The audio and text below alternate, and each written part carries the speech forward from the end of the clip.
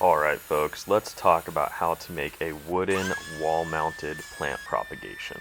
First you're going to grab some pieces of wood, plane them down the side and clean up the ends, or you can just use whatever you have because let's be real, it's probably fine. Then you're going to cut several thin strips. They're going to be about a ½ inch wide, but you're not going to know exactly because let's be real, you're not going to measure. Then you're going to admire your work, see how beautiful it is, and then move on to some light sanding with 120 grit sandpaper. Now next you're going to want to pull out some dark stain and only stain the back piece, not those thin strips that you just finished cutting.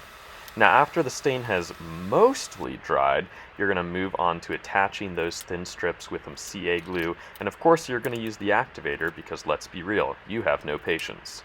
Now you're going to use a small little shim here to make sure that they're all an even distance apart, but after attaching that third piece you're going to accidentally glue the shim down. Stop the camera, don't record it until you actually pull the shim out with the pliers there because you don't want people to think that you made a mistake. Next, you're going to clean up those ends real quick on a cross-cut sled with a table saw, and then do some more sanding because you didn't wait for the stain to dry, and so you definitely had blotches and fingerprints on that face.